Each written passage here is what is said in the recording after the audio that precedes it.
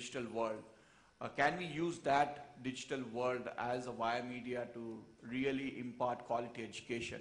Can we make some changes in the policy framework that can enable credits to be given to the students if they start using lectures on the cloud or on the MOOC platform, which can help them get cleared on the higher education space or even the school education space?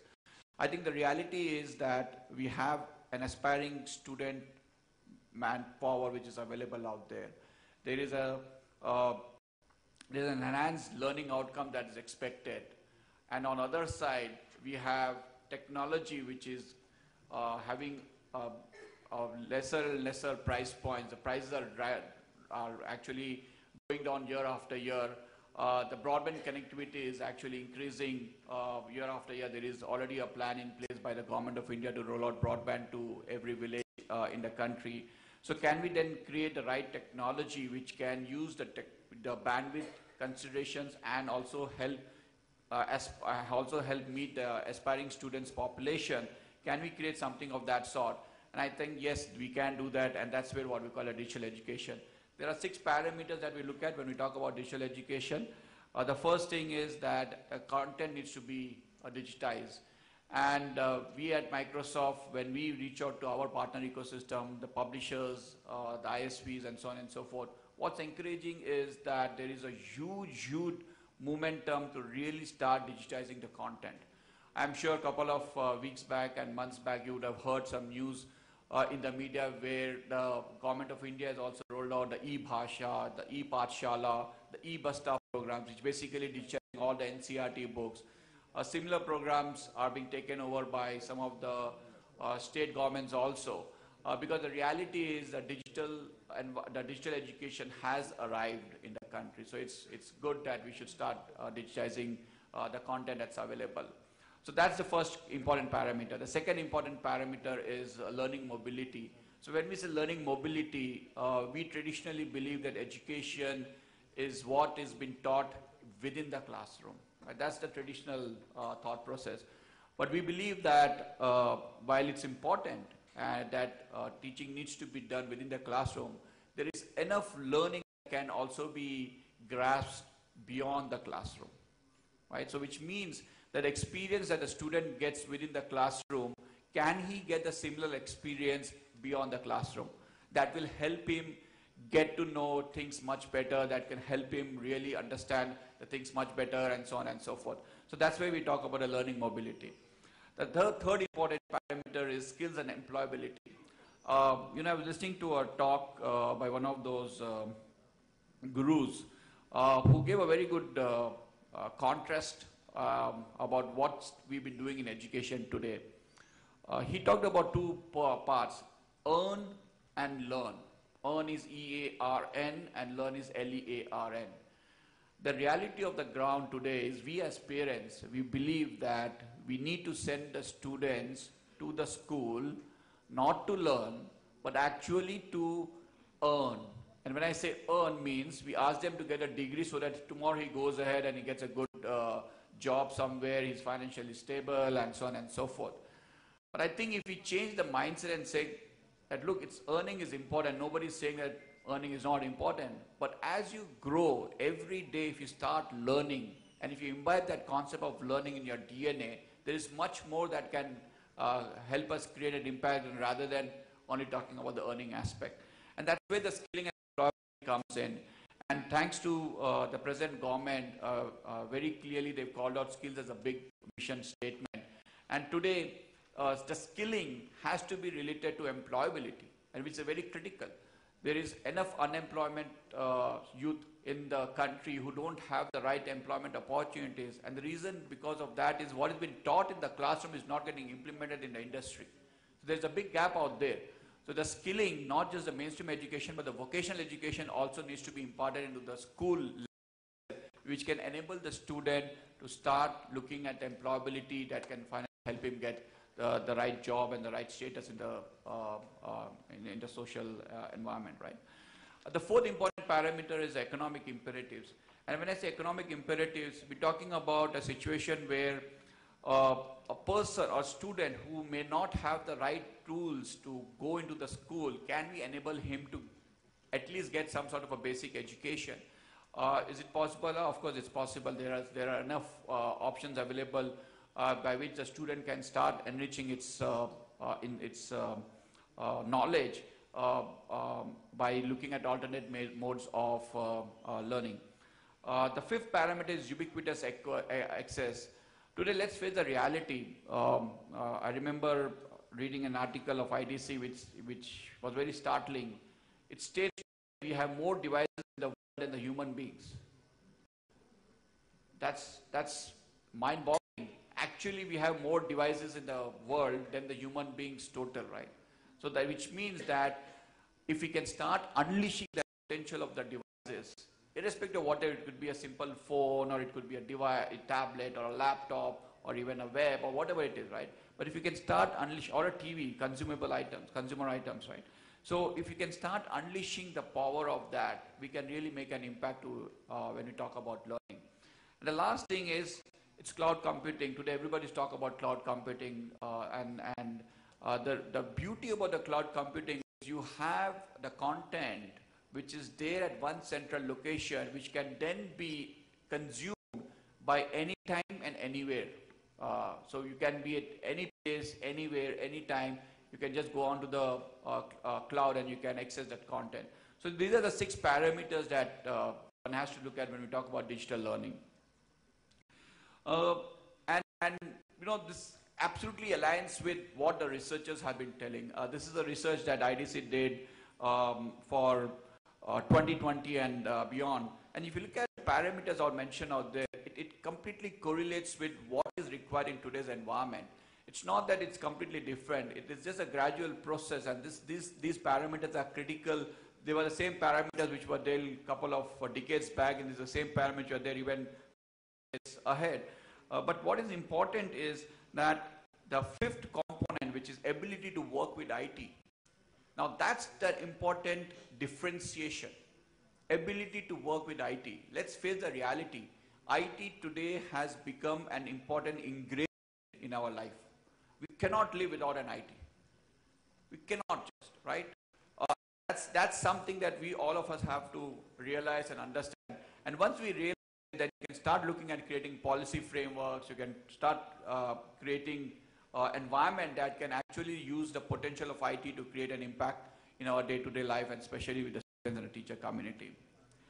So we at Microsoft, what we believe, I think we all believe actually that excellent education is a basic right for any socio-economic and workforce. And for India to be a real global talent, I think what's important is to relook at our policy framework, not just from a traditional within the classroom environment, but to beyond the classroom environment, use the tools that are available in today's world, and start looking at innovative ways to really drive quality education.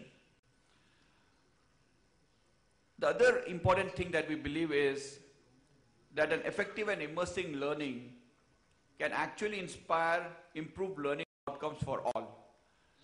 Today, researchers after researchers state that if the student gets exposed to an audio-video content or a multimedia content, there is a much better chance for the student to grasp that than the traditional way of education.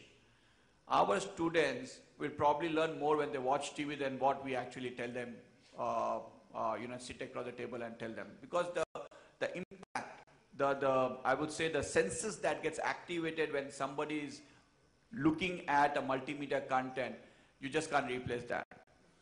So what's our vision? So our vision at Microsoft is anytime, anywhere learning. Let's look at within the classroom and beyond the classroom. And don't get me wrong, I'm not saying within the classroom is not important. Absolutely it's important. There is no way anybody can replace the teachers. Teachers are the most important catalyst.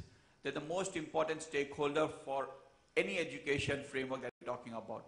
But we need to enable the teachers so that they can start using technology to make a difference to the learning of the students. I think that's the important differentiation that we're talking about. And in the whole process, again, the catalyst for this change is actually the teachers, and neither the two student, nor the parent, nor the student, nor the school leaders. It's teachers. So let's realize that it's a very important for us to realize that. So what we've done in Microsoft is we've created a framework for innovation. And if you look at the framework of innovation, it all talks about building up 21st century skills. The top two blocks talks about the students, the left-hand side block at the bottom talks about how we need to build capacity in teachers, and the right-hand side block talks about the school leaders. So these are three stakeholders that's important for any revolution to happen in education. If you look at learning environment, what we're basically saying is that where and when the student can actually learn is also critical. Today, I know for the fact that there are so many partners who are providing virtual classroom environment to the students. I'll give you an example. There is a partner who has created a platform where the student, if in a physics chapter, if he wants to just understand motions, he can go on the web, he can check the calendar of a physics professor who's an expert on that specific topic, which is motion. He can pay on for 300 rupees for an hour. He can get a training session with that professor for the 3 hours on the topic of motions. Just on a topic of motion. So you're not talking about like a physics tutoring, it's only one topic, one subject. Absolutely is it possible for that to happen. So it's all a virtual environment. That's where the when and where comes in picture. And what the student will learn is also important. So there has to be regulatory mechanisms to actually find out as to what the content being taught to the teacher or student, is it the right content or not. And like I said earlier, the catalyst is the teachers. So it's important that we build capacity with teachers so that they themselves can actually start using the digital tools to create their own content. Most of the time we believe that if we just dump a content to the teacher will just go ahead and start teaching to the students. I think the important thing now is that we should give equal opportunity for the teacher to create their own content.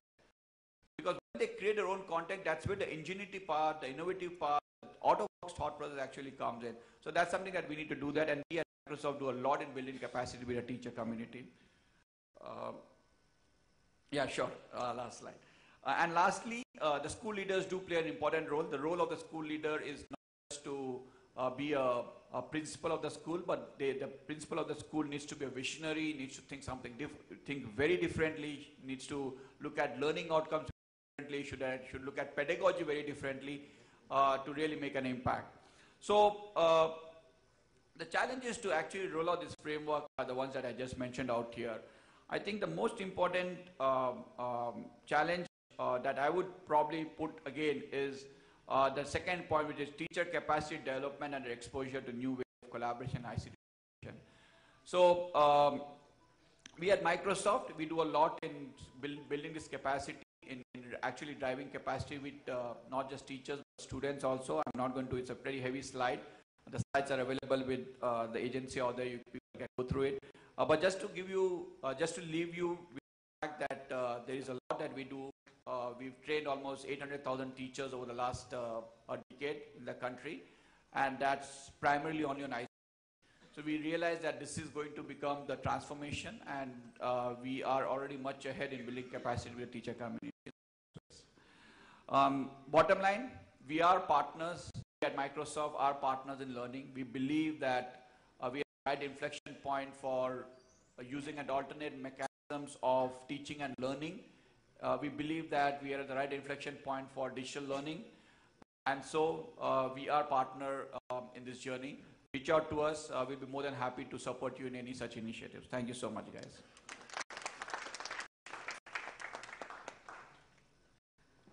Thank you so much, Mr. Mehta. It was an interesting insight from the private sector perspective. And may I now request Mr. C. Raul, Principal Secretary, Department of School Education, Government of Punjab, to give us a perspective from the public sector. Thank you.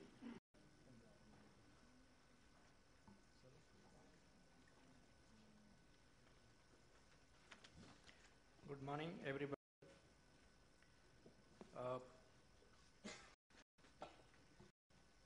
We in the education department, interacting with the students, with the teachers, and the policymakers.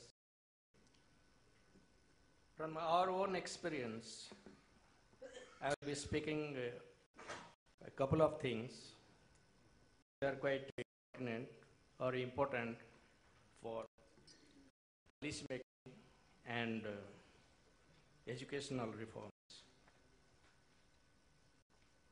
The educational glass in India is half full. Why I say half full? Because we have achieved a lot, but there are a lot to be achieved. Take the case of enrollment. We have achieved nearly universal enrollment, but there are still a lot of children who are out of school. They never go to school. Take the example of bricklanes. If you see any bricklane, the parents working day and night there, and the children are residing in the bricklanes. Construction workers, the Gadi tribes who take the ship towards the higher reaches of the hills. And you might have seen, particularly the metropolises, the slums, the rag pickers, and many other children, they don't go to school. So we have achieved near universal enrollment, but it is not universal enrollment. Do we have a policy framework to bring each and every child to school? Under the present circumstances, the regulatory framework, the policy framework, it is inadequate to bring all the children to school. So what can be done? We can ponder about it. Now, the kind of framework we have the labor laws, we have the Right to Education Act, we have the local government enactments, the 73rd and 74th amendments to the Constitution, and we have nearly 500,000 NGOs in the country. Where we lack that so many children, they may be lakhs, they're still not going to school. It is not that they're dropping out of the school. They never go to the school. Why they can't go to the school? Do we have a role? If a parent does not send his or her child to school, do we punish him? Do we have a law? Do we have a regulatory framework? If any local body finds itself that a couple of children are not going to school, does that local body, the panchayat, that particular urban local body has a role to play? Or, going by the moral obligations, we have plenty of people around in the society, the NGOs, the other social activists, they have a role to play? So we combine together, we have to make an effort that each and every child go to the school. And I don't know when it will come. If we are making a new education policy today, let us frame the regulatory framework in such manner that all the children should go to school. Now, the next step is, once they come to the school, then when they enter in class 1, say 100 children, they enter class 1. By the time they reach class 10, half of them, or more than that, they drop out. Why? Why there is large-scale dropouts?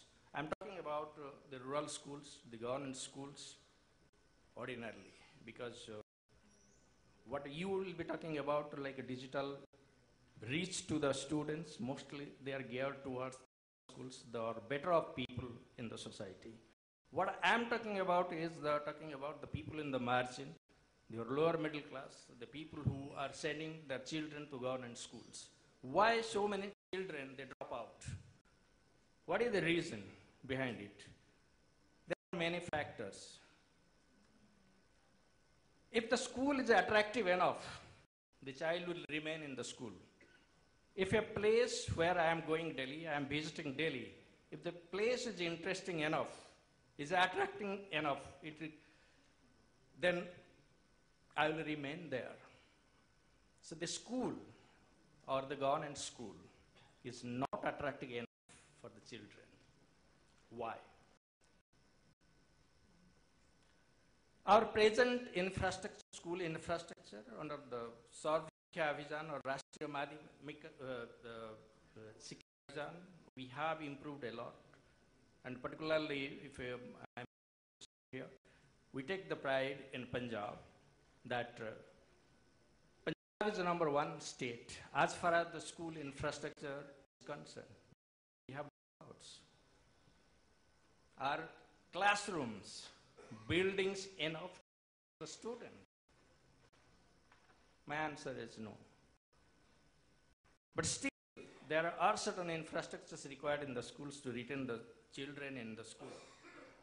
Toilets. Now, we achieved near universal construction of separate toilets for boys and girls in schools. But who will maintain the toilets?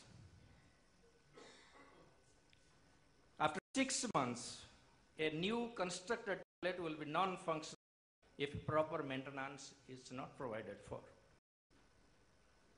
And the primary schools or the schools, they don't have a part-time sweeper or somebody to take care of the day-to-day maintenance. And if plenty of students are using the toilet more than once, then that toilet needs to be cleaned more than once in a day. And there needs to be water supply, continuous water supply in that toilet. Not ensuring that. And when grown-up children, particularly girls, they don't have separate toilets and clean toilets, they hesitate to come to school. There are many other environmental issues in the school which is not attractive enough for the children to remain in the school. Take the case of the language of medium of instruction. There are many marginal societies in the country. We teach in a language which is different from their mother tongue. Take the case of hundreds of tribals in the country. We don't teach in their mother tongue. The teacher who is teaching in those schools, he never uses the, you can say, bilingual method of teaching. He doesn't say, my mother tongue is Odia. In Odisha, there are many tribals. When the tribal student speaks the tribal language in his home and goes to the school, it is Odia. And the kind of is a bookish Odia. So if the child finds, you can say, there is no relation of his own language with the medium of instruction, he gets disinterested. Secondly is the kind of book examples we give in the while teaching. We can say A for apple or A for aeroplane. The student who has come from those backgrounds has never eaten an apple. He has never seen an aeroplane. So we give the example A for apple and A for aeroplane. The teacher is not trained enough to give a local example. Why he can't give an example of ant, which is readily available in the school or nearby the school. This kind of training we don't give to the teachers.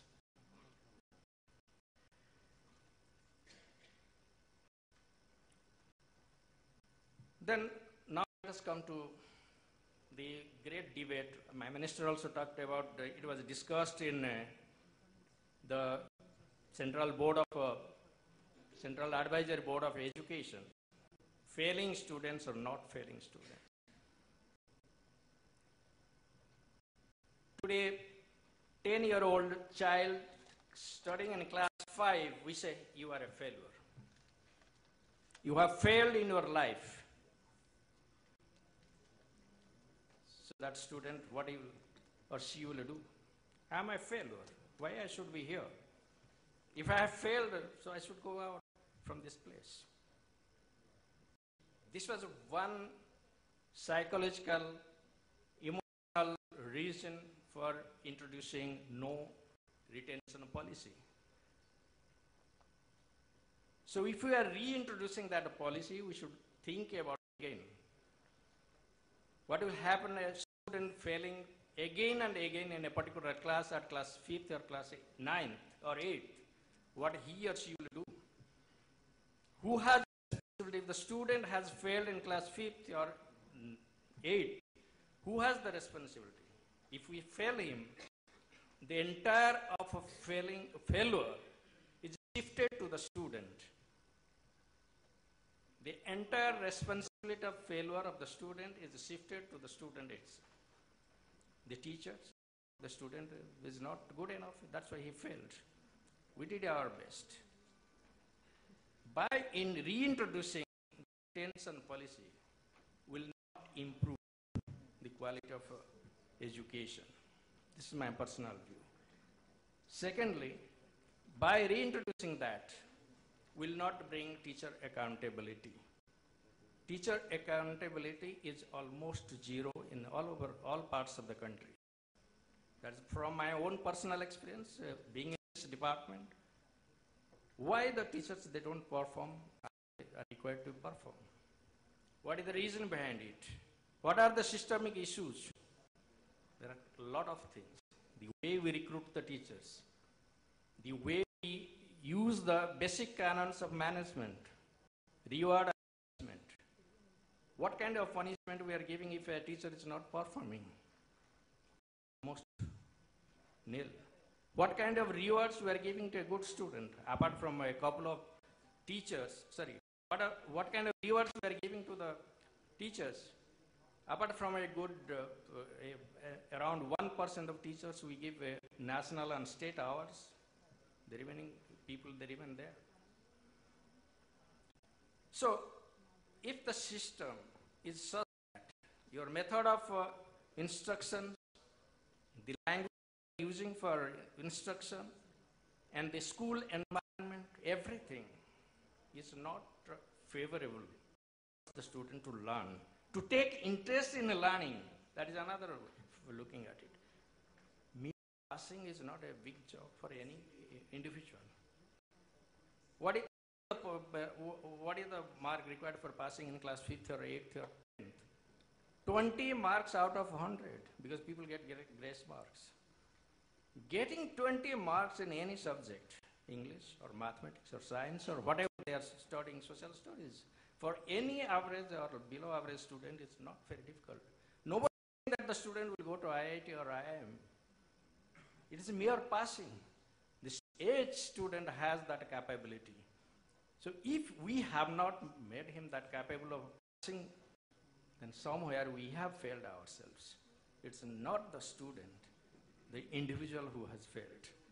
So we have to look, in our new education policy, we have to look into all these factors which will strengthen the CCA, as well as it can be a combination of retention or non-retention and CCA.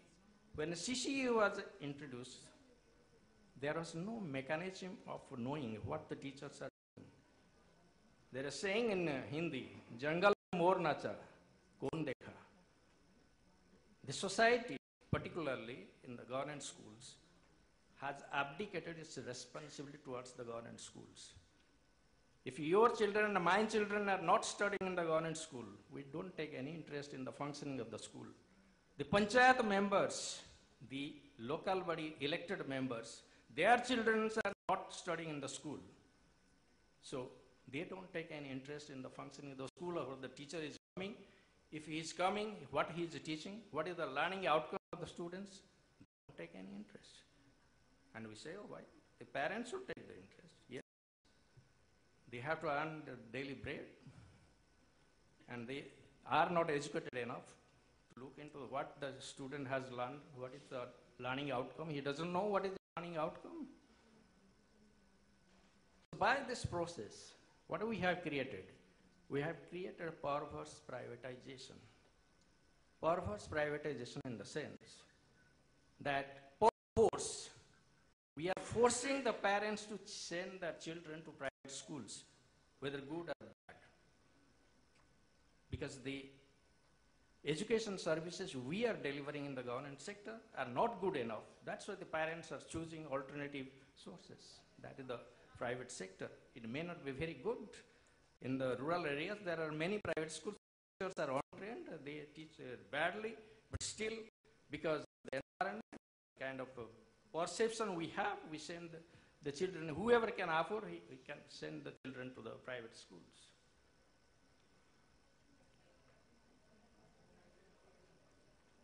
So to improve the educational standards and quality and to retain the children in the schools, a lot to be done in a different areas. Teachers recruitment. You might have heard a lot of things what is going on during teachers recruitment. It has to be strengthened, needs to be more on merit basis. After recruitment, teachers should be, what kind of teachers training? My minister told about the weak area in education is the teachers training. I agree with him that the kind of training institutions we have, we call it a diploma in education and B.Ed kind of institutions in the country. Left and right, National Council of Teacher Education have given, like AICT, given recognition to engineering colleges, left and right. Similarly, National Council of Teacher Education has given recognition to each and everybody without looking into the standards of those institutions. And people have got degrees through distant learning mode. Sitting at home, pay 50,000 rupees, get a diploma in teachers training. And Delhi, we also get those people while they come for recruitment as teachers. And the kind of standard of education they have gone through can be imaginable. So, teacher recruitment, teachers training, and the other important aspect is educational administrators. We have created a duality system, dualism in administration. Government of India created the two schemes, the Rashtriya Madhyamak Shiksha Abhiyan and the Sarva Shiksha Abhiyan. The funds were given to separately to some societies. So we created a parallel setup. Instead of strengthening the existing educational administrators and the setup, and because of a paucity of funds, or force, the state governance, they neglected the traditional inspectorate system and the administrators.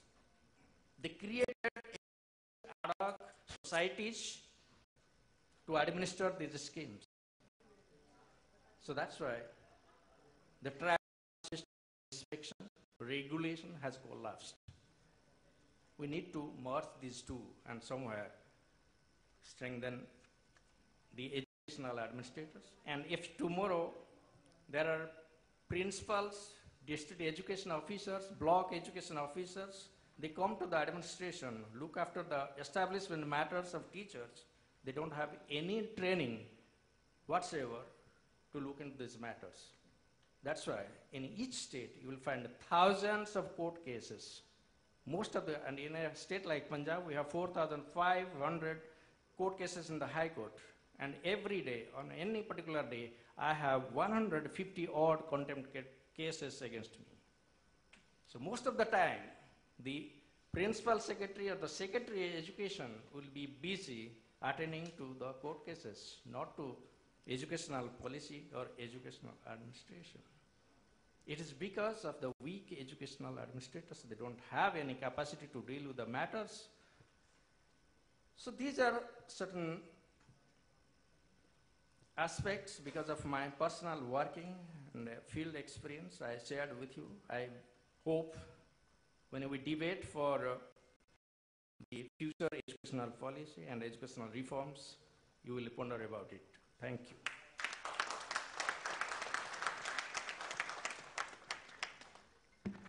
Thank you so much, sir. May I now request Mr. Subrat Sahu, Secretary, Department of School Education, Government of Chhattisgarh, to come and share his vision with us. Sir, a round of applause, please.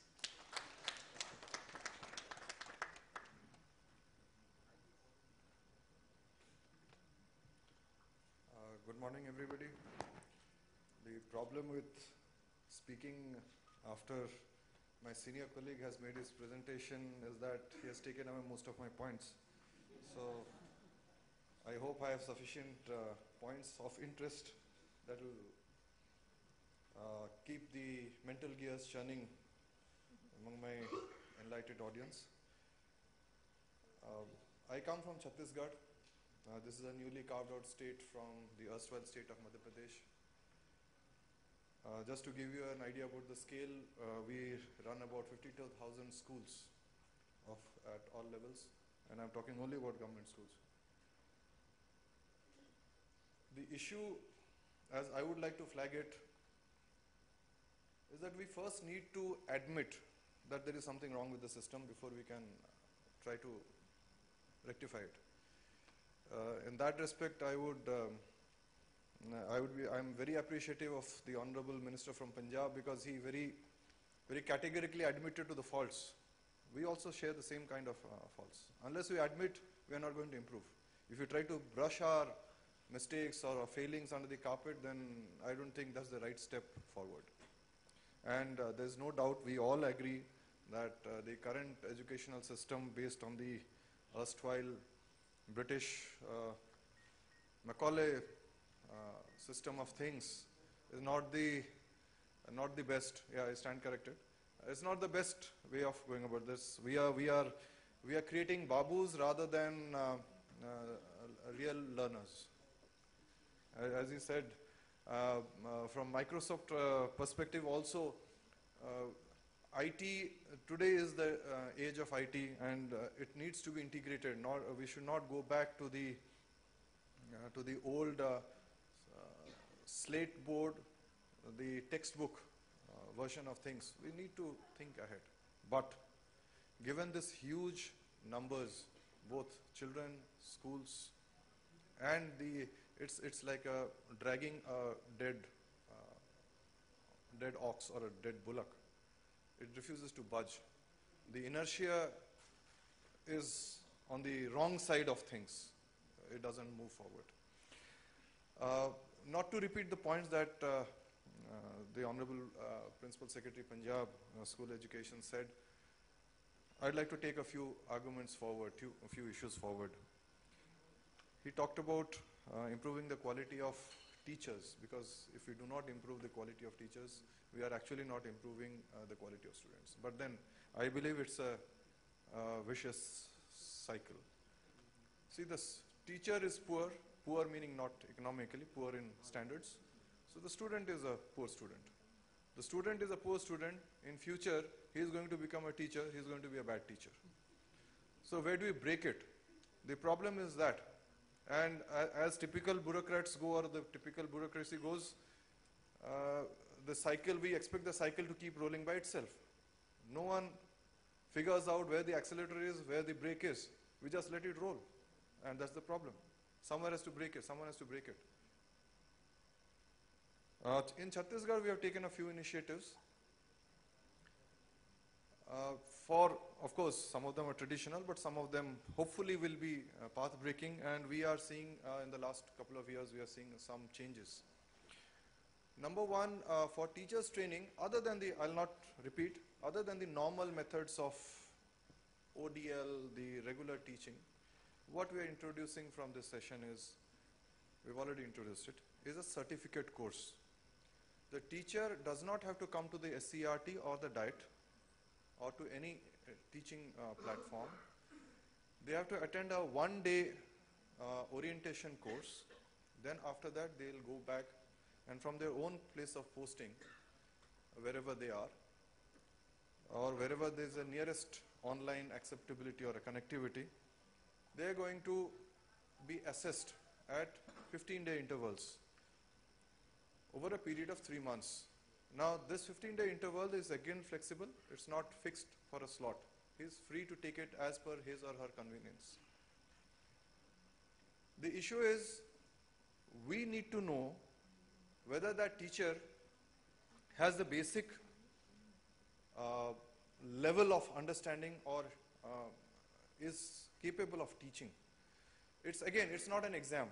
It is just a set of 10 or 15 questions, half of them relating to his subject, maybe physics, maybe English, but the other half is how he would react to a particular situation in a school, in a classroom setting. So here, now we introduce the system. Now look at how they break the system. Half of them or more than that complain of bad connectivity. They said we sat for it, we logged in, but the connection conked out. The moment that they realized that the question is tricky, they gave up. So we have on record, online record, that he attended, but unfortunately never completed. Second, the complaint, it's not a complaint, the rest of the, let's say 30%, they don't even sit for it. No, we ran through the entire 3-month this thing, we did a pilot, we took a random lot of 120 odd teachers, out of whom, percentage-wise speaking, about 40% actually sat for the exam. Not the exam, this assessment. Out of that 40%, 35 odd said we never completed it because of technical reasons. And the remaining 5 odd %, they gave a fair reflection on this thing. But unfortunately, only one of them came up to our standards. So this is the level we are dealing with. So as sir also said, it's not how ideal we would like them to be as a teacher. We have to think about ways of how we can sink to that level so that we can actually pull them up. It's like reaching down into a well and you are even not finding the hand of the teacher to pull him up. He's so far, below the ground level. Let me be very frank. I'm criticizing my own system, but I think we should accept reality. Second point is about parents' interactions, parents' responsibilities, and parents' interests. This was also mentioned by him. See, the main reason why we do not send our children to Sarkari schools and we prefer private schools is, firstly, we pay a lot of fees. Secondly, we expect better standards. And both the reasons are interrelated. If I am paying money, I expect services. And I expect quality, I'll demand it. And if I'm demanding it, my son or my daughter who is in class 1 or 2 or maybe 8 or 9, I don't expect him to stand up for his rights. But as parents, I'm a customer, I demand those rights. This economics is missing in a Sarkari school. There is no fees, so you're at least bothered. If you paid even 50 rupees also, you would extract 50 rupees worth of teaching from your teachers. I have a radical suggestion. Instead of giving it free, why shouldn't we charge even a nominal amount? I think 50 rupees today or 100 rupees today is not a big amount for. Maybe we could even dispense with that for the extremely low category, the worst of the lot economically, but maybe we could think about that. The moment someone pays for a service, he will demand a quality, a basic quality. Anything that comes gratis, we don't bother. That's why, as they say, civic sense in India suffers because everything seems to be free. But if you paid for a toilet, you will make sure that it stays clean. Simple logic.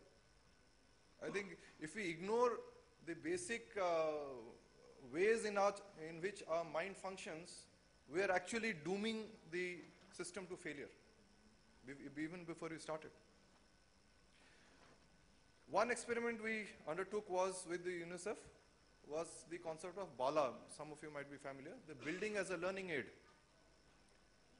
I know with our resource constraints, state governments don't have too much of funding flexibilities, but in those buildings where we actually developed it, the dropout ratios are nearly zero.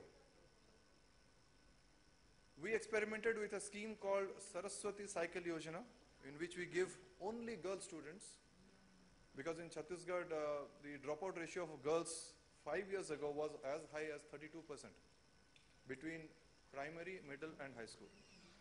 So we introduced this Saraswati Cycle Yojana, which gives us bicycle free to the girls. Believe it or not, today the dropout ratio of girls is only 0.8%. It is higher, it is lower than boys. Boys' dropout rate is still at 2.2%. See, the reason is twofold. One, the problem of walking to the school for an adolescent girl is resolved, not solved, it is resolved. More importantly, with personal hygiene issues, especially in rural India, which I need not go into in detail, the cycle is a blessing in disguise. Third, and an unintended reason which we discovered later is, this girl, actually the cycle is used only for the school hours. After that, if there is a sibling who is also coming to school, he or she also hitches a ride. The parents' mobility improved, so the parents started occasionally coming to school. So indirectly you have other spin-offs. It helped. Just putting forth one example. We talk about digitization, like Microsoft and other, even elets also was proposing. Mindbox was proposing. The problem is again of resources. Not every place in Chhattisgarh has a connectivity. We think about strengthening vocational education. Not every place has the capacity to give you a vocational training. Again, in this context, I would like to mention Chhattisgarh's unique initiative. We are the first state in the country to enact an act which gives a person who has crossed or passed class 8th the right to acquire a skill. In fact, we are the first state to do so. The right to skill development is an act which guarantees an applicant who has passed class 8 that within 90 days of your application, we will be giving you a training in a skill out of a set of 52 possible skills options. If we are unable to give you within 90 days, we are guaranteeing you a slot whenever it becomes available, and that slot is already decided and communicated to the person concerned in advance. You don't have to run around from pillar to post. It comes automatically as an SMS, and if he has an email, it comes as an email. Our purpose is vocational education, as I believe is the thrust of this summit. Skill upgradation or acquisition of a primary skill should become a matter of right. Why are we only talking about education in class, the theoretical classroom education in classes 9, 10, 11, 12? Why not an alternative vocation? In this context, we also have made one amendment. What we are now saying is, from next session onwards, we have 6 subjects, all of you must be aware, for the class 12th. What we are saying is, instead of the last elective optional, which is generally a language course, the third language, we are saying you can drop that and you can opt for a vocational course of your choice. And this will become a part of your main mark sheet. In other words, the certificate will look the same, but instead of, let's say, Tamil or Sanskrit as the last optional, you might have IT, or maybe automobile repair, or maybe electrical maintenance, or even needlework. There are 52 options. It includes as mundane things as agriculture and pisciculture also. So this is one experiment we are going through.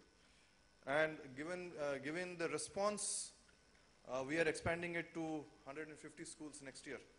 We started off with a very modest 20 schools this year, but the number of applicants we found suddenly went up from the number of applicants for the normal courses. So I believe, I take it as a sign of success, and then we go ahead. We also we talked about the parents and the society in general not taking an interest in the school, in the output of the children. They think, firstly, that's not their job. Secondly, even if they think that's their job, they do not know what to expect or what to ask. What we have done is we have ensured in the last 1 year that every school displays as a big 6 feet by 4 feet banner, a flex, or as a wall writing, the minimum levels of learning that is expected of a child from class 1 to class 12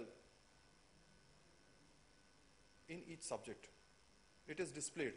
For example, just to give you an example, in class 8, he is expected in science to know this much, it is displayed there. So if you walk into a school and you have no idea about what is being taught, at least if you walk into the school for class 8, you know that the class 7th is complete, so this child should know minimum X, Y, Z of science or X, Y, Z of mathematics. It is there on display. And to ensure that, we have what is called under the Panchayati Raj system, we have what is called the Gram Sabhas. We have two compulsory Gram Sabhas which will take place within the school premises. In other words, we are forcing the community participation to take stock of the school, because if they do the Gram Sabha within the school premises, they are bound to ask questions. Earlier, the Gram Sabha used to take place in the Panchayat Bhavan. So, if the school is not visible, they are not interested. So, again, that also gives us a feedback. Last but not the least, we have the new education policy, I believe, should take up issues like life skills, personal health and hygiene, basic legal and financial literacy, etc. Because these are things that are not a part of the regular curriculum, but I think the children should know. What I find when I interact with children in the state, in my state, is that they lack the basic awareness. If you send them to a bank, if you send them to the post office, they have no idea what goes on there. That's why they are hesitant. What should I say? They don't feel that it is a necessity. And given issues like incidents like the infamous Nirbhay Khan and everything, things like that, I think it's legal literacy and also what is a self-awareness about how people should behave towards them, especially towards the adolescent girl children. That should also be a part, in my opinion, of, if not the formal curriculum, but at least of they should know. Because these are part of what to anticipate, what to expect from life, from different situations. Before I close, I just put before you two models, the South Korean model and the Finnish model of schooling. South Korean model is a 100% literacy model where everyone must go to school. Quite the opposite is the Finnish model, which is optional, yet they have a 100% attendance, no dropouts. We are in between, yet we have all kinds of dropouts. So what's wrong? Neither compulsion works nor voluntarism works. Then what works? I mean, God knows what works. But then we can't leave it to God. Somewhere between us, we have to play the role of God. You know, God. Yes. But maybe sometimes I think that in India, some interests, let me call them interests, not just vested interests,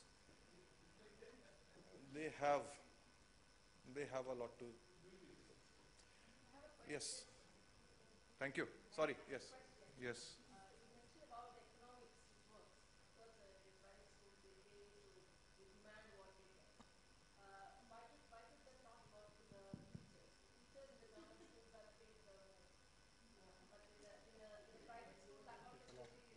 Much better. Yeah. Even though they are not paid at par with the government schools. Why is the government failing to take the accountability from the teachers in spite of the economics being very much present there?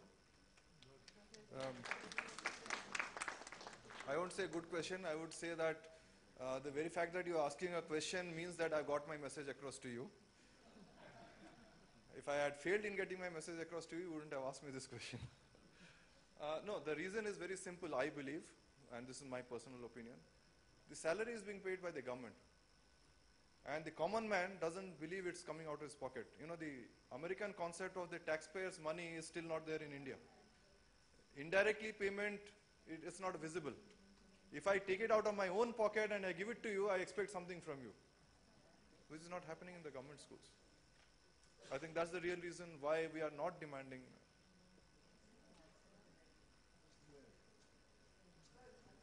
Just as a follow-up, is there a will in the system to get after teachers as accountable teachers?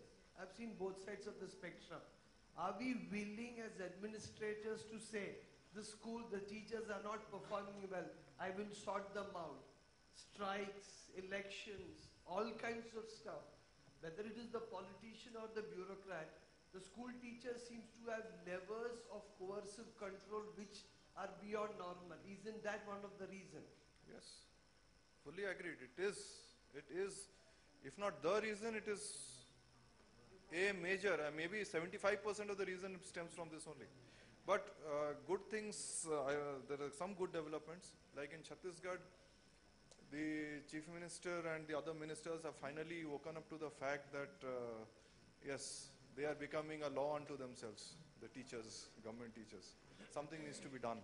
Some other states have taken drastic measures like, you know, moving them out of the system itself.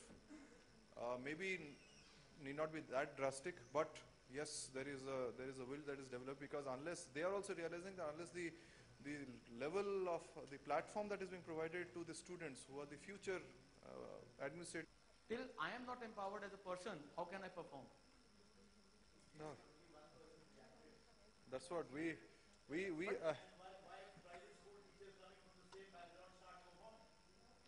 their accountability. So the question is, the system is becoming corrupt. The system is becoming corrupt. Why? Because the people were not trained in the initial stages. So should we just put the blame on the teachers, or should we go to the grassroots level to remove the problem from there? That's my thought. As I said, it's a vicious cycle. But I have just one statement on this. See, we have the teachers, I mean, those teachers who taught us, I'm sure you find them, they were of a better caliber. And the current lot that is teaching your children, there's a downward trend. Why? I think no, I'm not generalizing, I'm just saying as a very open kind of a statement. It's a level of commitment. Exactly. They came for teaching first. The Naukri was later on. The current lot is for the job. Teaching is later on. See, that's it. I could go into that, but there's shortage of time. We are trying to do that. Yeah. Thank you so much. Thank you, sir. It was a very, I don't have anything to say. Could I now call Mr. G. Emmanuel, Chairman, ICSC, to finally have the last word for this session?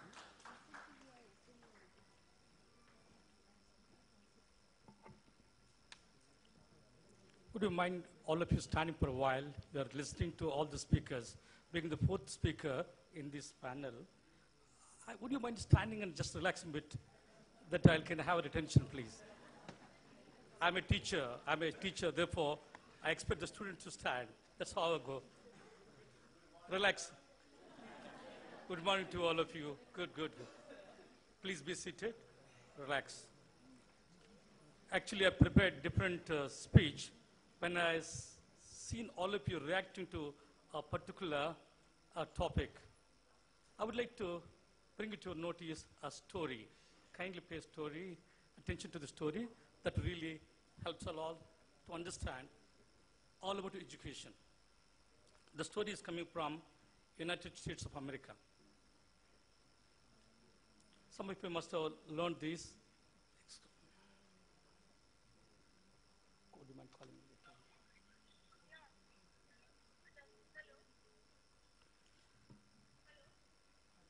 Oh, please call me later.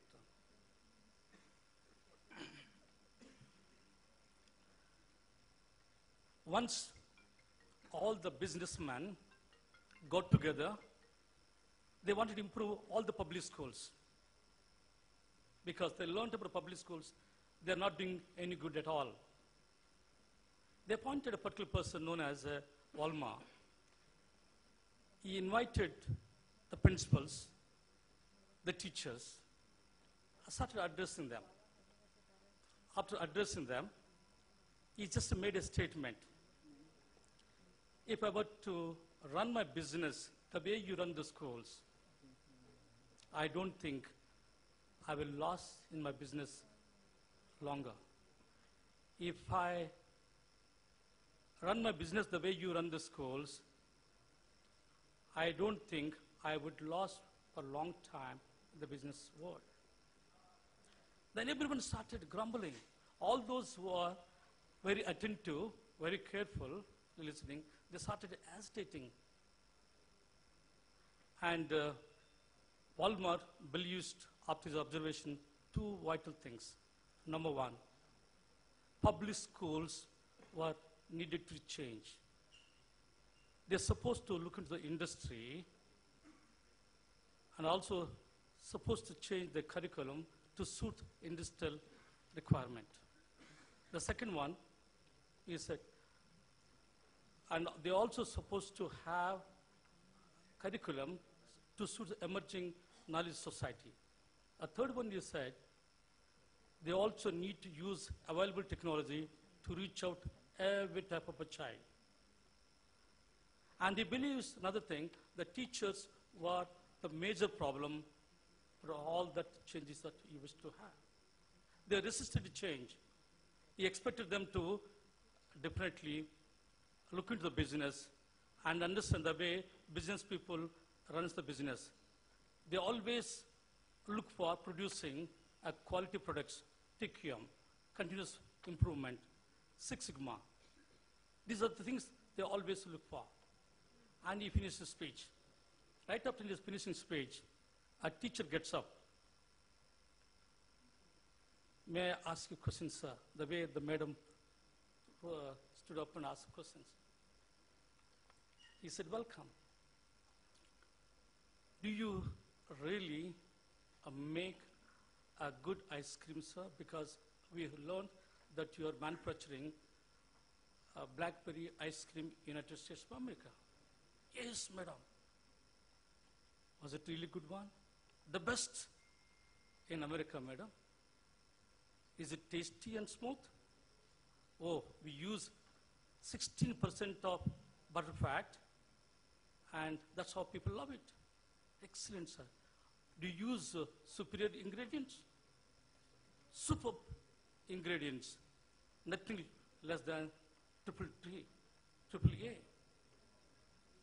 Oh, wonderful, sir.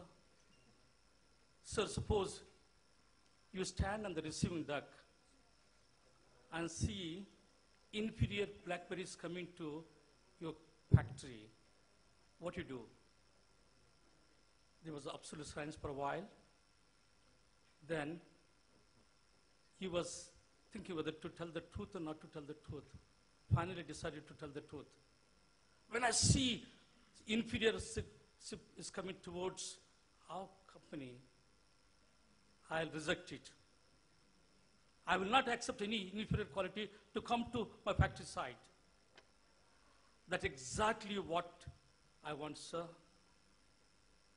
You reject inferior blackberries coming to you, but we never reject blackberries which are coming to us. We accept big, small, poor, humble, inferior, superior, abused, misused, rude, and every type of person. We also accept those children with ADHD, attention deficit hyperactive syndrome. We accept everybody. We accept everyone who comes to us. That's why it's not a business, sir. It's a school. Ladies and gentlemen, we are all discussing various things. There are so many variables, so many factors to be considered. Why poor teaching? Why schools are not doing well, teachers are not doing well? If all of us, as someone said, if hammer is, we see is the only tool in our hand, everything we see are nails. We should only not look for one particular angle, entirety of it, total of it. the schools that we have in government are different than private schools. There are various policies, the politicians' interference, many other things are added to that. The council, we have introduced the first time in India the most modern technology, but the first ones. And we are continuing to doing and whatever the available. Before it could come to even India, we try to observe, we're doing good. The topic is given to me this morning is that new trends, technology in school education. What are the new trends? Anything that is spoken publicly in the news, anything that is said about time and again about the same thing, that become new trend. That's how the politicians win. They get into the news time and again. They publicize. They create new trend. Now, what are the new trends that we have? There is a rapid change, innovation in technology. Therefore, all society segments changes. The education also changes. Now, we as educators trying to, promote our children, teach our children to get into jobs which are yet to exist. We're trying to make our children to use technology which is yet to be invented, because technology continually keep changing. We're trying to teach our children to solve the problems yet known to any one of us, because constantly times are changing. Dear friends, using technology definitely helps. There are two terms we should understand: technology, education, educational technology. Understanding terminology very important. What is education technology? Education technology, microscope, and digital learning, all of you trying to, introduce in the school, do business. All the tools that are required to integrate to for teaching. Change in the stage. 2, you're making guide by sight. You want to do that. Now we say it should be integrated.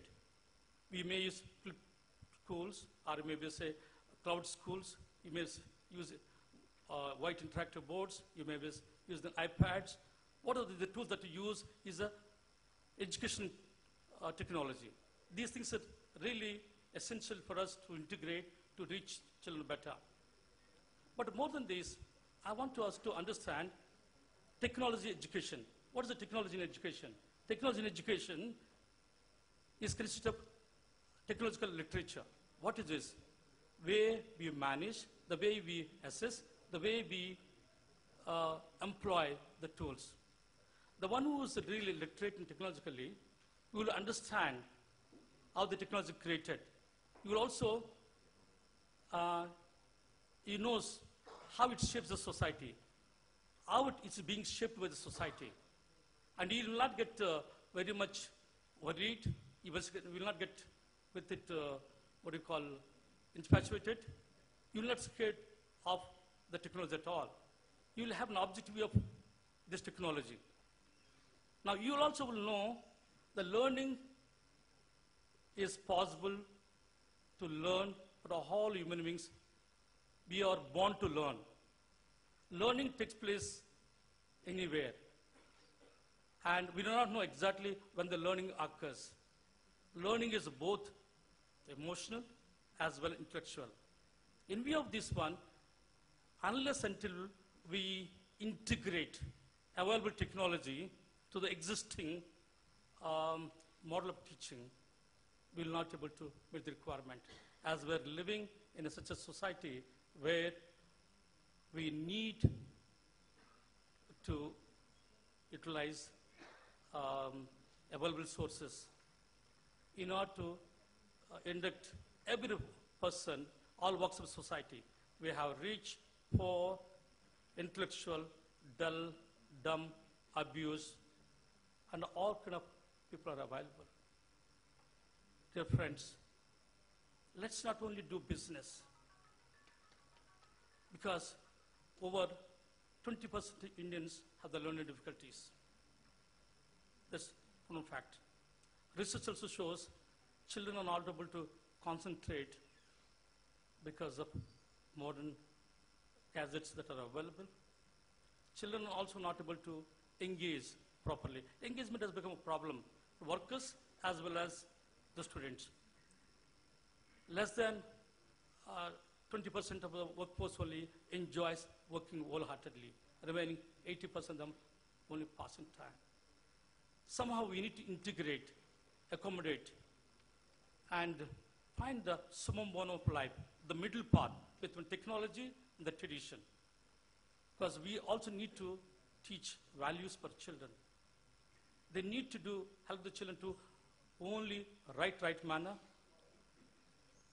and all that is a true, honest, just, pure, and the holy. Unless we teach these ethical, social values. Ethics is nothing but other person. How do we teach ethics? Ethics are more important than technology for some people. Technology more important than the ethics for other people. But if we integrate both, I tell you, India will shine. This is my admonishment for all of us. Thank you.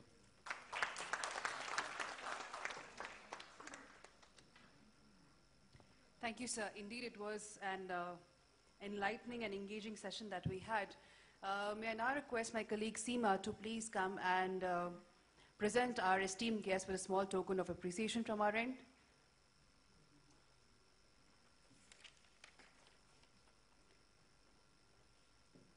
Mr. C. Raul, Principal Secretary, Department of School Education, Government of Punjab. Mr. Subrat Sahu, Secretary, Department of School Education, Government of Chhattisgarh. Mr. G. Emmanuel, Chairman, ICSC. And Mr. Pratik Mehta, Director, Education, Microsoft Corporation India Private Limited. A group